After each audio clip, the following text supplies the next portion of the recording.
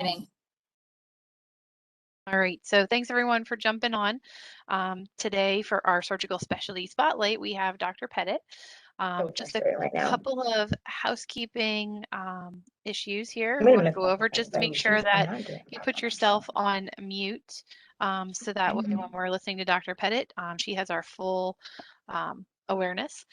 And also that the CME claim number. So if you see on the screen right now that Dr. Petit's sharing, 44151 is the event ID number. To claim your credits, you need that number, and then you can utilize the website that's on here. And we also send out in our email link with the WebEx that you use to join. You click on that, you go in, you put your event number in, and then you can obtain your credits. Your credits are only available for 30 days, so please make sure that you go in and claim those credits before that time period ends. So now I'm going to turn it over to Debbie Campbell, our physician liaison for St. Francis Hospital, and she's going to introduce Dr. Petit. Hi, everyone, and thank you for joining. My name's Deb Campbell, and I hold two positions, which is very normal at St. Francis. I am the clinician, I'm in the clinician partner program, and also I'm the director of the provider relations for the Accountable Care Organization. I am pleased and honored to introduce Dr. Nancy Petit. She is a top OBGYN physician at St. Francis and in the state of Delaware. Dr. Petit received her medical degree at the Uniformed Services University of Health Sciences. She went on to do a residency at the National Naval Medical Center in Bethesda, Maryland. And a fun fact about Dr. Petit, she completed her residency alongside Dr. James Cosgrove and Dr. Richard Leader, and they all work for us, and they are all top OBGYNs in the state and at St. Francis. Dr. Petit joined St. Francis in 1997 and has been a part of the staff and family for 24 years. On a personal note, I have had the opportunity and the privilege to work with Dr. Petit, building and guiding the St. Francis Delaware Care Collaboration ACO for the past 5 years. And since the inception of the program, she has been a core governing board member and has guided us into our top quality scores and recommendations on how to do this program.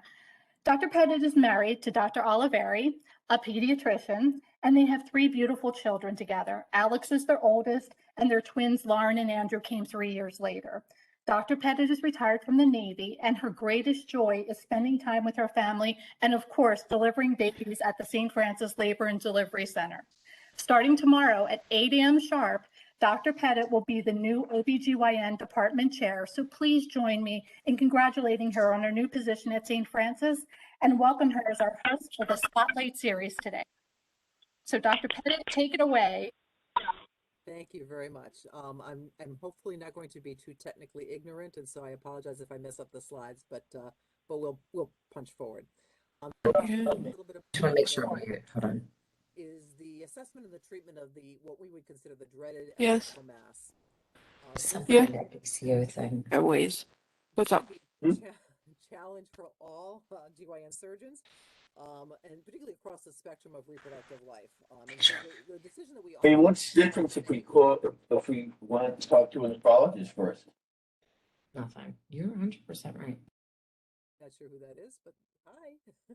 Doctor, I'm going to mute all and then unmute you. So Okay. Let's try that so we don't have any feedback. Sounds great. Okay, hold on.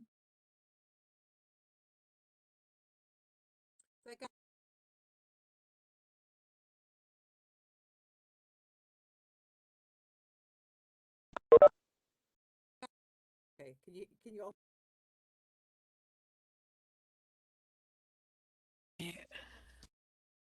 Doctor? Yes, can you hear me? Okay, yep. Go ahead. Very good. Okay. So Thank what we're you. trying to decide is whether or not, when we come across an adnexal mass, whether or not we should operate or should we be allowed to continue to observe this particular patient. And so I'm hopefully going to be able to shed some of the light on this particular subject. There are certain goals. Screen, my slides don't advance here. Let's see here.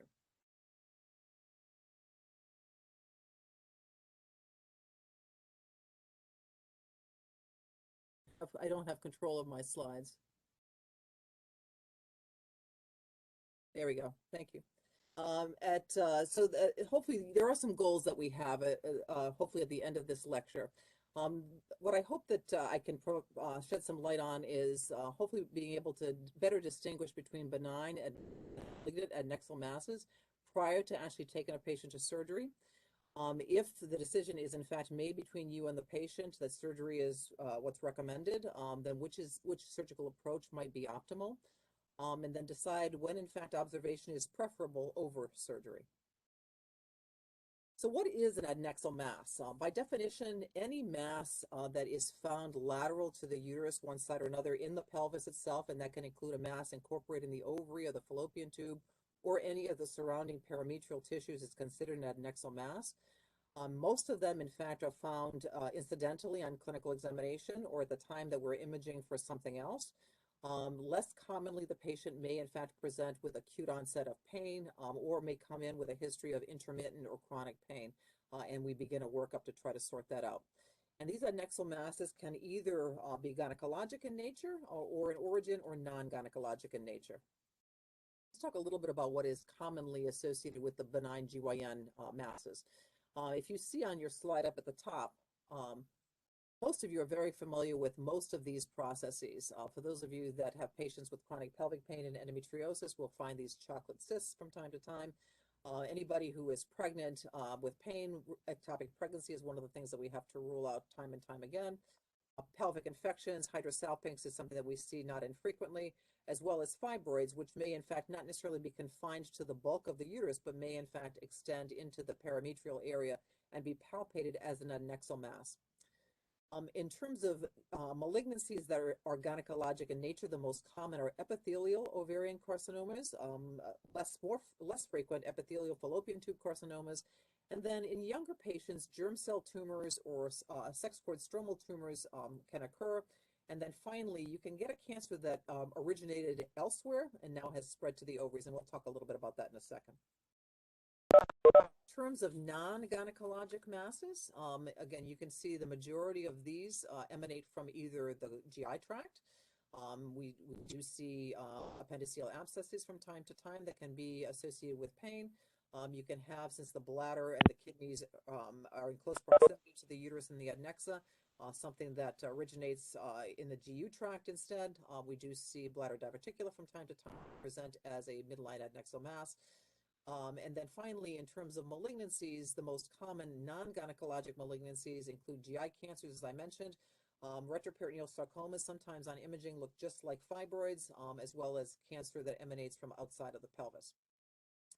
Although the majority of adnexal masses are benign, the big goal is that once you've identified something, we're really trying to make sure that this is not a malignant process. Although ovarian cancer is the second most common female reproductive cancer, when you look at the numbers of women that die from this disease, by far more women will die of ovarian cancer than the combination of cervical and uterine cancer. And if you look at across the board, what is the likelihood of a woman in the general population developing ovarian cancer? This is about a 1.3% risk, lifetime risk of getting ovarian cancer. And part of the reason why the mortality rates are so high is that the majority of these are epithelial ovarian cancers, and most of them are going to be diagnosed in advanced stage, usually with very nondescript symptoms, some decreased appetite, some increased bloating, some generalized abdominal pain. And unfortunately, if they are in fact diagnosed this late in stage, there's only about an 18% cure rate. The WHO has broken down ovarian cancers into 4 main subtypes, and the most common are the ones that are listed at the top, which are these surface epithelial cancers. Serous by far the most common. Mucinous is less common, but it's going to be important, particularly when we talk a little bit about tumor markers, and it accounts for about 6% of epithelial ovarian cancers. We do see some more that are a little bit more unusual, things like carcinosarcomas or transitional cell carcinomas that emanate primarily from the ovarian cortex. Again, in younger women, germ cell tumors, so you've heard of dermoid cysts. These, the true cancers themselves are more immature in nature and are more aggressive. Dysgerminomas can certainly occur. And then when you look at certain cancers, many of these actually make androgens. So we'll see somebody that presents with a pelvic mass and hirsutism and in fact pick up a Sertoli-Leydig tumor. And then lastly, 5% of ovarian cancers, again, are metastatic in origin, and most of them come from either the colon or the GI tract. And the breast, unfortunately, the Krukenberg tumors are not that uncommon. They come from a primary breast that has now spread to the ovarian area. I just alluded to the fact that a lot of times we're picking up these ovarian cancers way far in advanced stages. And so, again, in terms of treatment, many of these outcomes are abysmal. And so there really have been a lot of trials that have looked at screening of women as a whole to try to detect early ovarian cancer, in their infancies, when you have this as an early ovarian mass. And in fact, it's really failed in terms of, you really have to screen a lot of women. It's a very expensive process. And in all honesty, by the time that you're screening these women generally with either markers and or imaging, as well as clinical examination, it does not appear to be there's no benefit in terms of survival. And so ovarian cancer screening in the general population is not recommended. Having said that, though, all of you, I'm sure, are very familiar, particularly now with more and more what we're learning about genetically associated cancers. If you have identified somebody in a high-risk group, somebody who's had numerous members of the family with, either breast primary or ovarian primary, fallopian tube primary, these are high-risk groups, and it's reasonable to consider some type of screening. And we'll talk a little bit about what that screening should be in the next couple of minutes. When you have an ovarian mass, there are certain objectives that you have to keep in mind when you're trying to figure out, what this is and what to do with this patient. And it really centers around the fact that we're really trying to diagnose, if we can, early enough to make a difference in a positive way, or exclude the possibility of malignancy and thereby not subject her to some type of surgery that she did not necessarily require. Also, part of this is that if we have identified something that is strongly suspicious for an ovarian carcinoma, there is clear evidence, multiple studies that have looked at improved outcomes if this patient is originally operated on by someone, including a GYN oncologist, because they tend to do a much better job as far as optimal debulking as well as staging overall. So let's talk a little bit about the assessment of the patient. So you have somebody that's coming in, and she may be a referral for an adnexal mass. And so you're trying to see, well, what are her risk factors that might lead you to believe that you need to be more aggressive as far as workup and management? Age is the most independent risk factor for ovarian cancer. And we do know the majority of women are going to develop ovarian carcinoma after menopause, with a median age of diagnosis at about age 63. About 70% of all ovarian carcinomas, in fact, are diagnosed in patients over the age of 55. In terms of the most important personal risk factor, it really is family history. So, I alluded to the fact that the incidence of ovarian cancer in the general population is about 1.3 to 1.6%. However, when you then add in even one family member, the risks of developing cancer themselves become much higher. So the association with one family member increases the risk of this patient having an ovarian carcinoma in her lifetime at 5%. If you have a BRCA mutation, you're approaching now 50% possibility of developing ovarian cancer. So it does make a big difference in terms of eliciting a good comprehensive family history. There are other risk factors for malignancy that you should be aware of. Women that have never had children before are at a higher risk. Sometimes it's because that this was undesired, that they never chose to have children. But many times they're nulliparous because they have had issues with regards to infertility. And we'll talk a little bit about why that increases their risks overall. Early menarche, under the age of 10, or late menopause over the age of 53, may be associated with a higher incidence for malignancy. Caucasian ethnicity is associated with a higher risk of ovarian cancer. And as I just alluded to, primary infertility and endometriosis also are associated risk factors. For the next couple of minutes, I want to talk a little bit about pre-surgical diagnosis. So, you have a patient that is coming in, maybe the individual who has this patient referred to you, and now you're trying to decide, how am I going to approach this patient in terms of history taking, physical examination, imaging if that's recommended or essential, and then whether or not any laboratory analysis will help us. In terms of general evaluation, it is important, again, that you look at individual patient characteristics. Is this somebody who is morbidly obese, who has multiple medical problems? Is this somebody who has a known history of endometriosis in the past and infertility? Physical examination is going to be an important piece of this, and I'll talk a little bit about the key features of the physical examination. Imaging today, as far as today's technology, is an essential part of this, but a lot of times the findings are somewhat difficult to interpret, and so that may make it a little bit more difficult to figure out what to do. And then in some cases, and I'll talk a little bit about this in a second, serum marker levels might be helpful, so we'll talk a little bit about that. As far as personal patient history, okay, so a comprehensive patient history is extremely important as you're beginning to assess the patient, going through, again, past medical history and family history, getting an idea as to whether or not the patient is actually, while she's sitting in your office, is she still of reproductive age, or is she in fact menopausal? How old was she when she started having her periods? What the age of menarche was?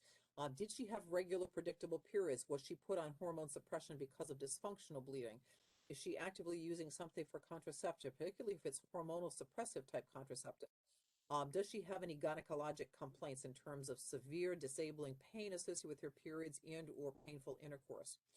What are the presenting symptoms? Why is she in front of you today? Was this just an incidental finding, or does she actually have some complaints that you can begin to try to tease through? If she came in with pain, was this acute onset? Was this more on one side or the other? Was this related at all to where she happened to be in her menstrual cycle?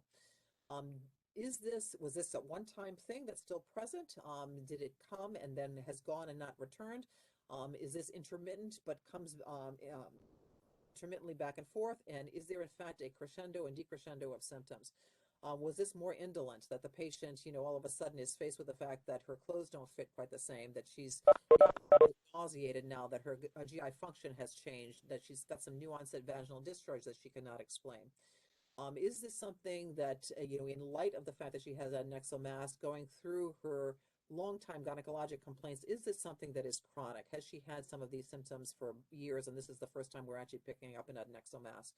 Are there any other generalized type of symptoms, constitutional symptoms, that are important to note? And is this also presenting in the face of abnormal bleeding, whether it's during her normal reproductive age, or is she in fact bleeding and she's a postmenopausal patient? On physical examination, vital signs including BMI are important, and your clinical examination should focus on primarily the assessment of any type of generalized abnormal adenopathy, listening to her lungs to make sure that she's got equal breath signs all the way down to the bases. And on abdominal examination, does she have any masses on palpation? Is there any thickening? Is there any fluid wave that you can appreciate? Are her bowel sounds normal in appearance or high-pitched? And then on pelvic examination, particularly looking at the cervix, is it deviated in any direction? Markedly deviated anteriorly. When you're doing the bimanual examination, is this mass that you can appreciate fixed? It's not mobile at all, it's irregular, it's firm. You may feel some sac nodularity, it may be found on both sides. So all of these are key features as far as the physical examination is concerned. And then once you finish the physical examination, you're talking to the patient. If she doesn't come to you already with imaging and you decide that you would like to get some imaging, really the first line imaging modality to assess an adnexal mass is transvaginal ultrasound. There's a little caveat at the top there. With many neoplasms, we get IR to come in and we have them either via MRI or ultrasound or CT stick a needle in it, so hopefully you can get some tissue. And this is really the one situation where you're considering that this is truly an ovarian cancer. You do not want to do that. And we'll talk a little bit about why that is. And I will tell you that I worked with some wonderful GYN oncologists, did my first hysterectomy with a couple, and they would roll over in their graves today if they knew that we were sticking needles and things under imaging, particularly if we have a strong suspicion for this being an ovarian carcinoma. If for whatever reason the patient can't tolerate a transvaginal scan, so every once in a while you'll have an adolescent, for instance, or a young child that presents with an abdominal mass or a pelvic mass who does not have a vagina that a probe can be placed easily into without significant trauma. Or if you have a postmenopausal patient with significant vaginal stenosis, it's going to be difficult to do that. And then, so you can consider doing a transabdominal ultrasound. Or if the mass is so large that it's extending above the umbilicus and you may miss features of it on the transvaginal ultrasound, you can use the transabdominal in combination with that. although CT, MRI, and PET scans are important and can be helpful with these patients, they should not be considered as part of the initial evaluation.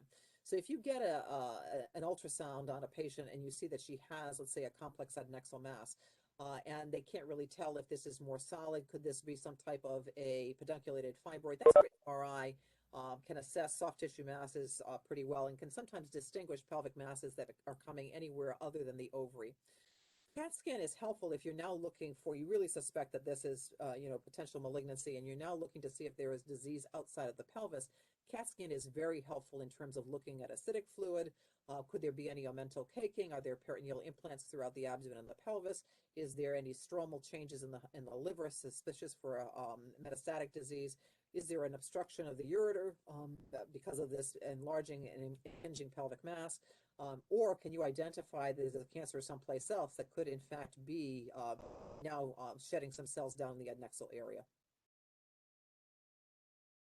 Some of the advantages of transvaginal ultrasound include the fact that pretty much every imaging center around does ultrasound. And for the most part, patients can tolerate this well. There's no ionizing radiation associated with this. There's no contrast that needs to be administered. And for the most part, it's pretty cost effective. The problem is that in some cases, when you have masses that are not that straightforward, it's sometimes really difficult to come up with a true diagnosis as far as tissue diagnosis, and specificity can be as low as 77%. However, if you add Doppler velocimetry to that, there is some evidence to suggest that specificity is improved up to 90%. 3D ultrasound, one of our newer modalities, has not been all that well studied, but some of the initial newer studies that are out suggest that maybe interpretation can be slightly improved compared to 2D, and I've listed for you the sensitivities and specificities below. Let's talk a little bit about some of the ultrasound features that would be consistent possibly with malignancy. So mass has a large, mass size has a lot to do with a suspected malignancy. So if you have something that's greater than 10 centimeters, particularly if there's any type of solid component or divisions within the mass, that's certainly much more suspicious for some type of malignancy. If the contours of the mass themselves are very irregular, if there is actually acidic fluid around the mass, or if you are doing Doppler velocimetry and you see that there's high Doppler flow, this is really very suspicious for some type of ovarian malignancy. Doesn't definitively give you the diagnosis, but it would certainly make you think twice about maybe going in on your own without having GYN Oncology available to you. The reverse, however, is when you're looking at imaging, there are certain features that are really suspicious or consistent with benign disease. So if you have a mass that's simple, it has a nice thin, smooth wall, it's uniloculated, there's no solid component, there are no septations or papillations, you do Doppler flow on this and there's no blood flow through this whatsoever, or even though it's not necessarily fluid-filled per se, the contents of the mass itself are very homogeneous. That is, again, suspicious or consistent, more than likely with benign disease. There are quite a few radiologic classification systems available now that do, provide, and they have these formulas that they use to try to predict non-surgically whether or not there's a malignancy. And I'm just going to talk about one, which is the IOTA classification system. Part of the reason why I want to talk about this is actually pretty easy, and it's pretty consistent with what us as lay gynecologists are also familiar with in terms of being able to predict for ourselves whether these things are benign or malignant. And really, when studied, the IOTA classification system appears to show the best sensitivity and specificity. And they go through 3 steps to try to identify and provide potential a determination in terms of what the mass is. And step 1 is described as the simple descriptors, or the easy diagnosis information. And it's all pattern recognition. So essentially it is made up of 6 specific pathologies that they are looking for. And if a woman is over the age of 50, they include the possible measurement of a CA-125. Benign features uniformly are unilocular. And then in terms of the consistencies within the mass themselves, if they are anechoic, so simply fluid-filled, as I alluded to earlier, that usually is very much benign. If it's ground glass, we'll talk a little bit about that, and I have some pictures of that in a second. If there are some, not septations, but divisions within the mass itself, but there's some acoustic shadowing, that is also consistent, more than likely to be benign. Whereas the straightforward malignancies, if there's acidic fluid around this, chances are this is a malignancy. Is your volume over here? if you have Doppler velocimetry, and again, you the Doppler flow is pretty high, you can again suspect that this is probably, particularly if it's a postmenopausal patient, suspect that this is probably a malignancy. And then if you decide that you're going to check a CA-125, and this is in a postmenopausal patient and it's over 100, this is more than likely definitively a malignancy. So let's talk a little bit about benign features. So unfortunately, I'm going to see if I can try to move this here. Hold on 1 second. There we go. So in this particular case, the benign features are classic. So you can see here the nice uniform round cyst. This is a nice thin wall cyst. This is not just black fluid, okay, but you can see that it's fairly homogeneous. What we describe as a ground glass appearance, and this is in a premenopausal patient, and we can say with almost 100% certainty that this is probably an endometrioma.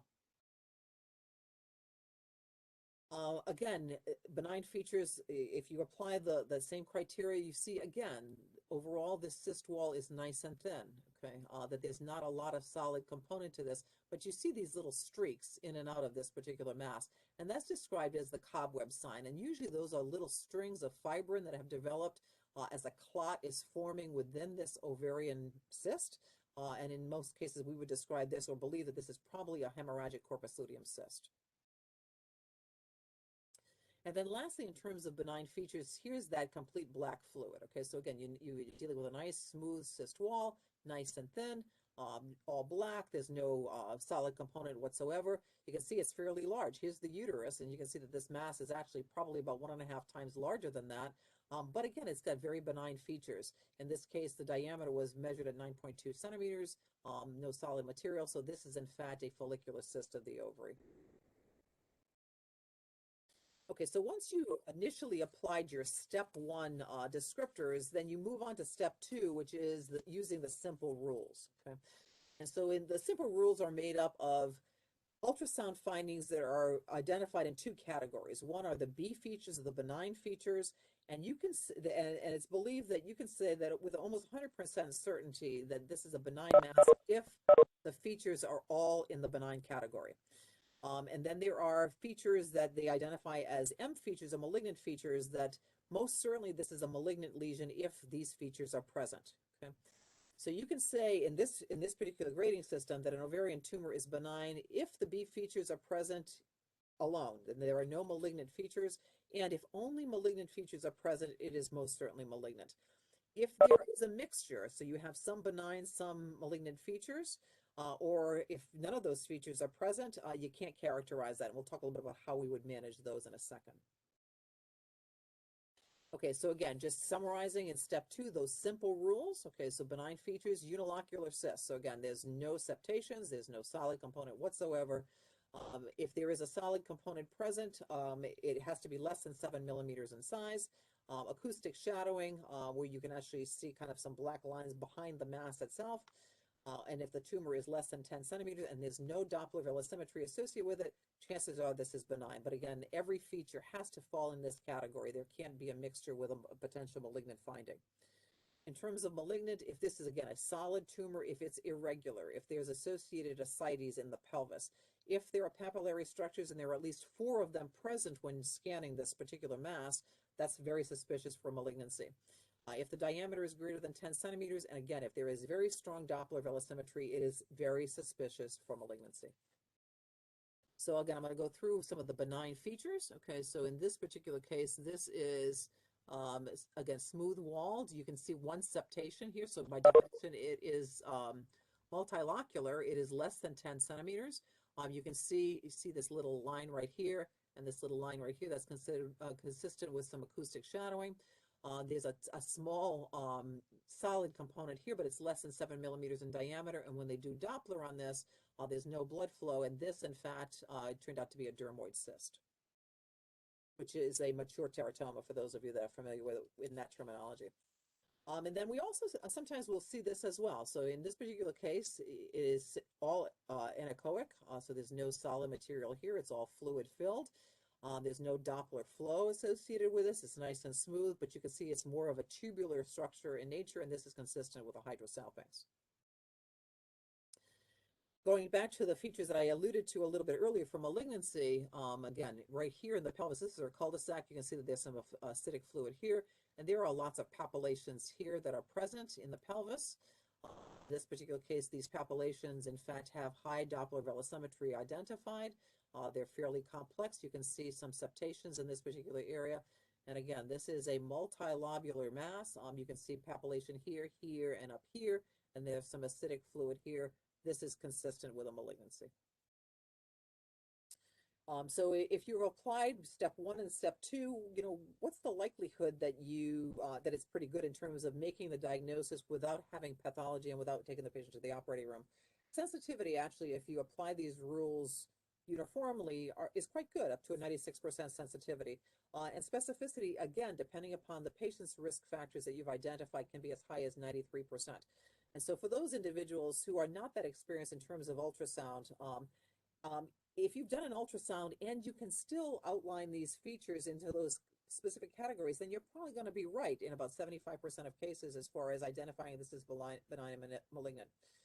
But the ones where there's a combination in terms of features, or they really don't meet any specific criteria, which then accounts for about 25%, the key then is referral. So if you have somebody who happens to be an expert sonographer and you would like a second opinion to see if they can sort this out better, that's great. Or really, you will never be criticized for referring them to a GYN oncologist, because about 40% of those lesions that fall into the inconclusive ones are going to turn out to be malignant.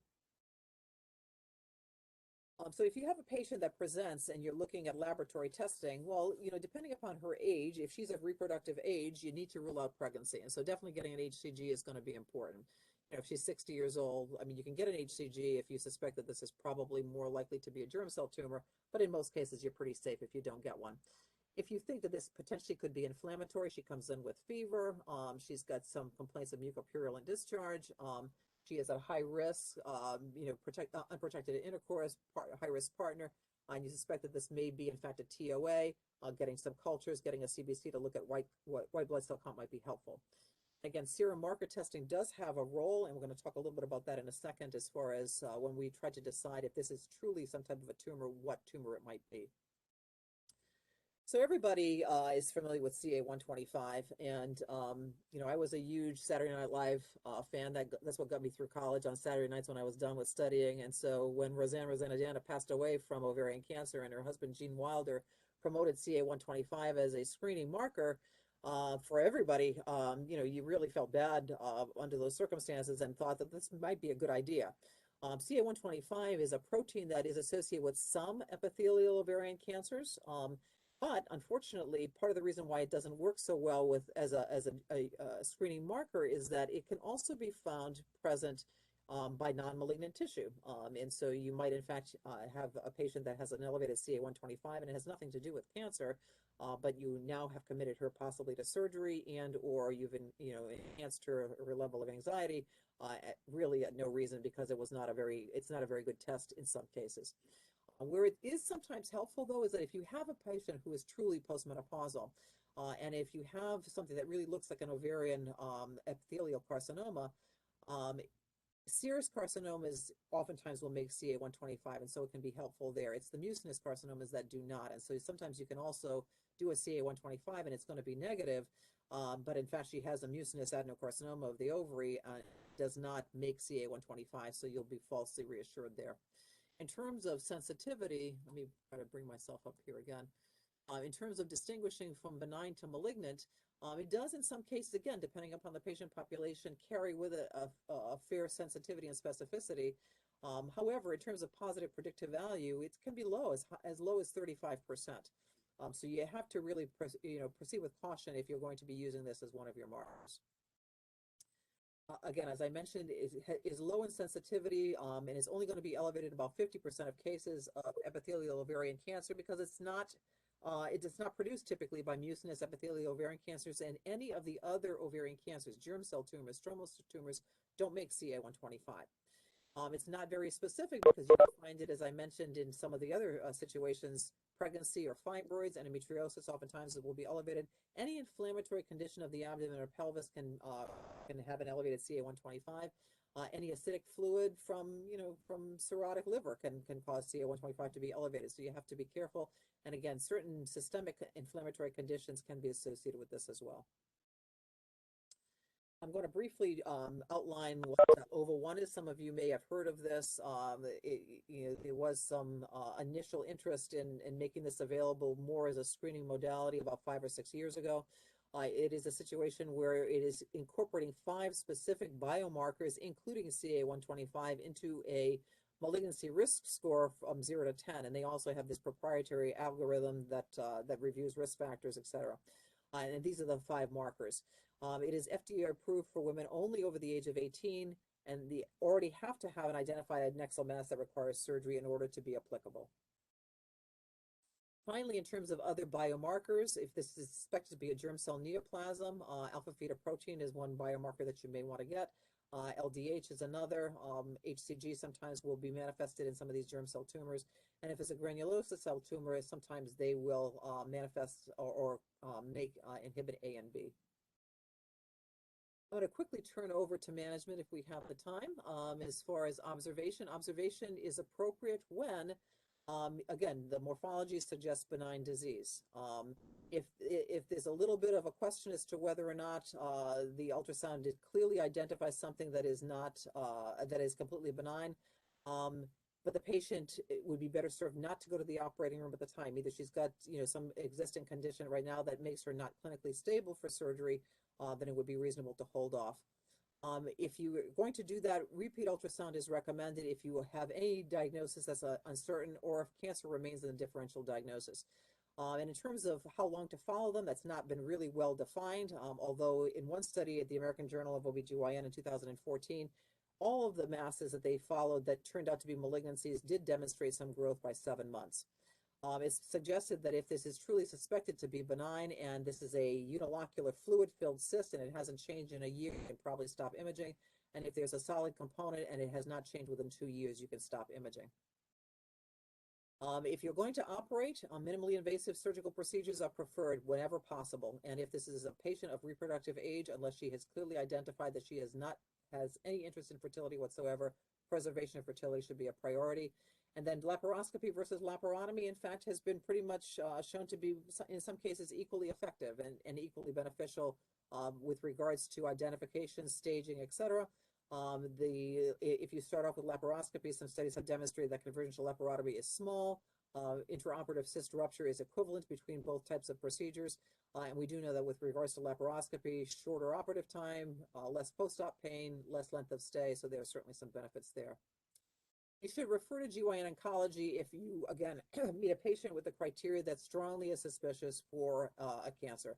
Postmenopausal elevated CA-125, ascites on any imaging study that you've done, or fixed pelvic mass on exam, evidence of a distant metastasis elsewhere. If she's premenopausal but her CA-125 is very elevated, some people will say 1,000, some people will say over 200. And the ultrasound, again, has some components that are suspicious for malignancy, probably should send her to GYN Oncology. And then if you're using OVA1 and the ultrasound scoring system for IOTA really strongly suspicious for malignancy, reasonable, again, for GYN Oncology send off, just because, again, survival rates have been clearly shown to be beneficial if they are staged appropriately with a GYN oncologist. I'm going to briefly go through 3 categories as far as how to manage them in certain age categories. Adolescents, usually the majority of these are going to be benign, and they oftentimes can be managed expectantly.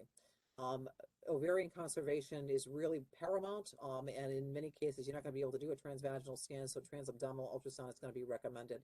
Since germ cell tumors are much more likely to be present here as opposed to epithelial ovarian cancers, this is where markers can sometimes be helpful. And out of those individuals that end up getting surgery, about up to 25% can in fact be malignant. The goal with regards to staging, which is different than somebody with an epithelial ovarian cancer postmenopausal, is that you try to obviously remove the tumor without spilling it.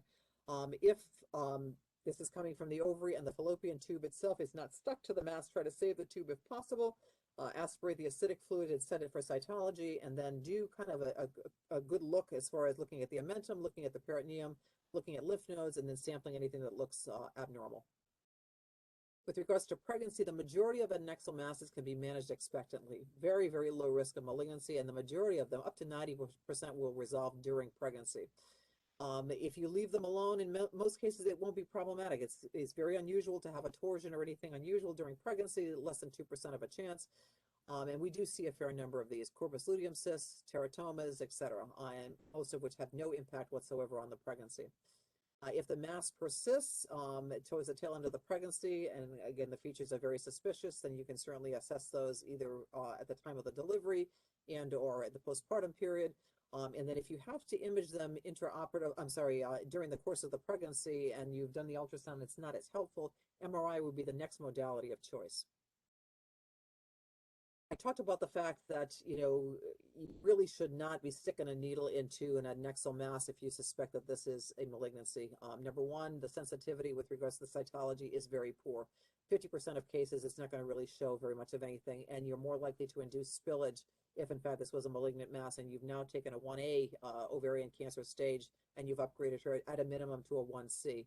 And that certainly is going to affect her prognosis. If you try to aspirate a benign cyst, it's associated with almost a 50% recurrence rate within 6 months if you're premenopausal, and up to a 25% recurrence rate if they're postmenopausal. As I alluded to earlier, the exceptions where you would probably want to stick a needle into something is if you truly suspect that this is a TOA, or if you know that this is an ovarian cancer, you strongly suspect it, and you know you're not going to do surgery first. Either her medical condition is such that it's not going to permit it, or you know that this is more than likely to be a metastatic lesion, and you're going to treat her with chemo radiation first. Then it would be reasonable to try to get some cells at that point prior to surgery, and then potentially try to debulk them later on. Lastly, in terms of torsion, teratomas, endometriomas, most individuals will say that if this thing is not, tremendously necrotic, you try to preserve the ovary, and if you see that that there is some blood flow present, try to undo the torsion if possible. Obviously, if you see that this is very, very necrotic, or there's a large clot in that area of vessels, then you don't want to towards that, and you would just take the adnexa. Surprisingly, even if in fact there's some ischemia that's identified, if there's any residual ovary that is left, preserving that can in fact result in ovarian function on that side within 90% of cases within 3 months after the surgery itself. And in terms of teratomas and endometriomas, with the classic appearances on ultrasound, unless they are really either changing in size on serial examinations or they're very symptomatic or large, you do not need to operate on these patients. You can just follow them. The likelihood that they will transform into something more significant is extremely rare. That is what I have. Thank you for your patience, and I will be happy to take any questions if there is time. Thanks, Dr. Petit. That was a great presentation. So I'll open up the lines and or if you want to type a question into the chat, please feel free at this time.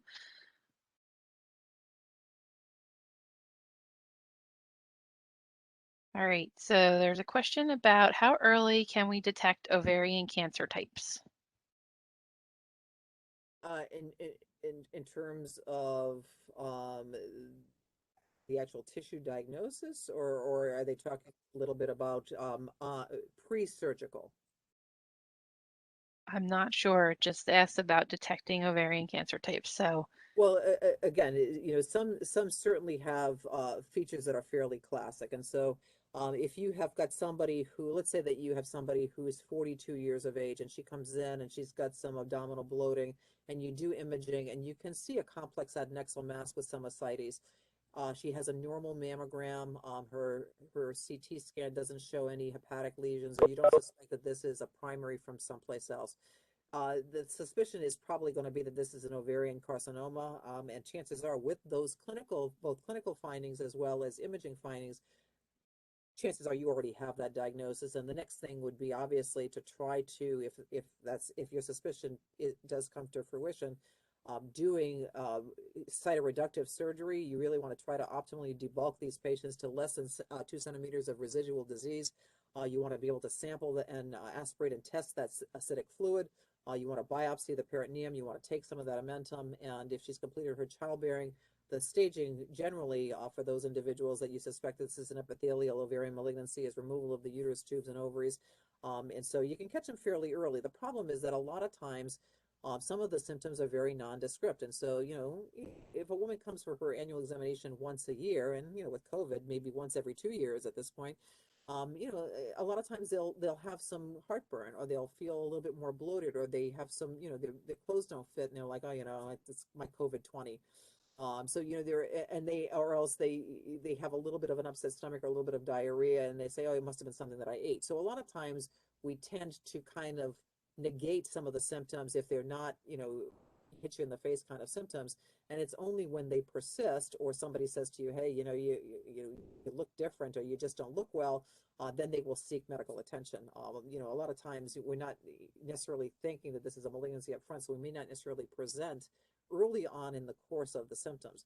If they are good about coming to care, and you happen to pick something up incidentally on clinical examination, they have an asymptomatic adnexal mass, and on imaging it really looks suspicious, and you're able to get this at a stage 1A, that's phenomenal, because surgery is the only thing that's required at that point in time, and just removal of that adnexa if they're young enough and still of childbearing age, or if they've completed their childbearing, complete removal of the uterus, tubes, and ovaries, that's curative, and they have more than a 95% 5-year survival rate.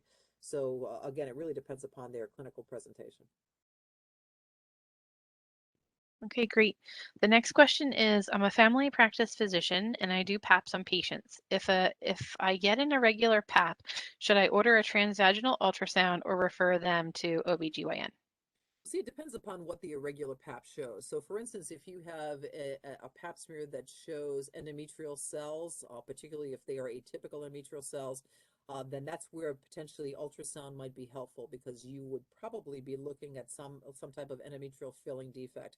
Or every once in a while, you'll have these cells that are very bizarre looking, and they can't characterize them as squamous cells from the cervix or vagina.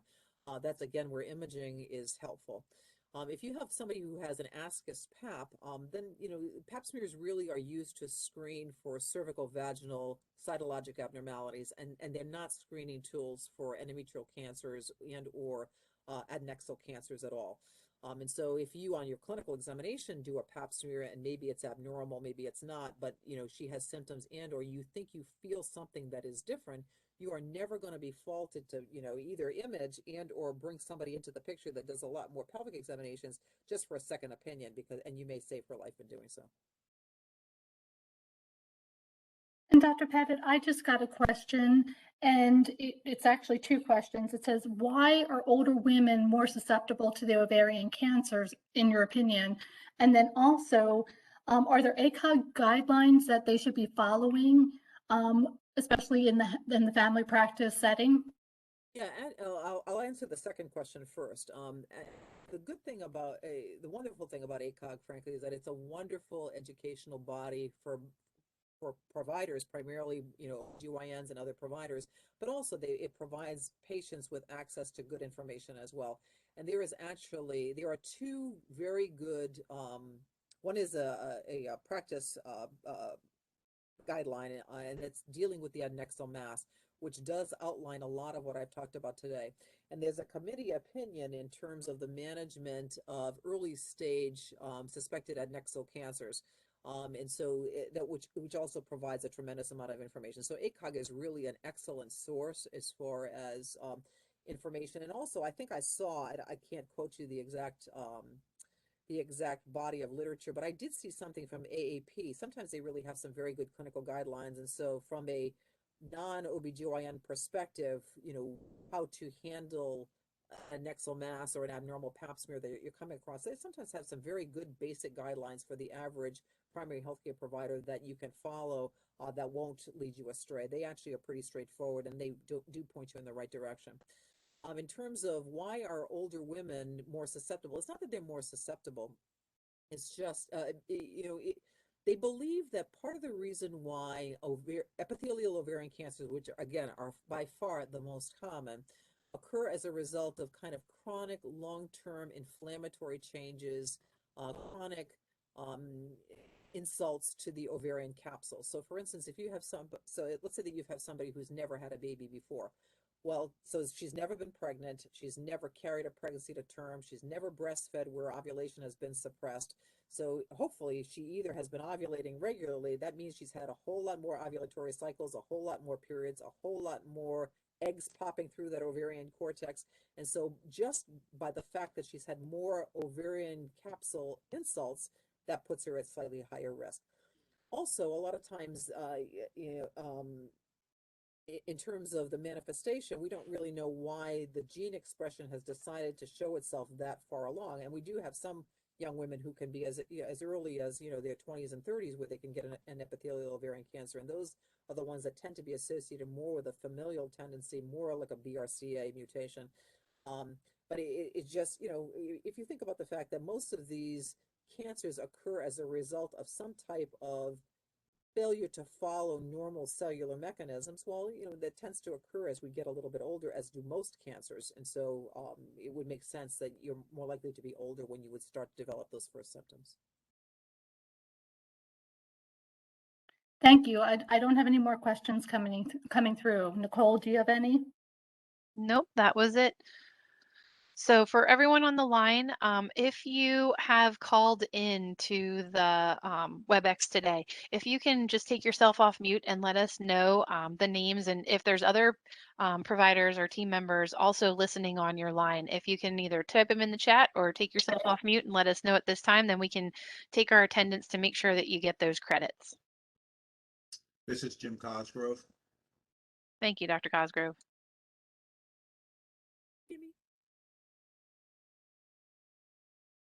Anyone else? You mean just if our name is not on the screen? Yeah, so like there's a couple that's like a FZE3425. I do not have a name to go with that sign on. Gotcha. Well, this is Melissa Triana. My name's on there. Okay, great.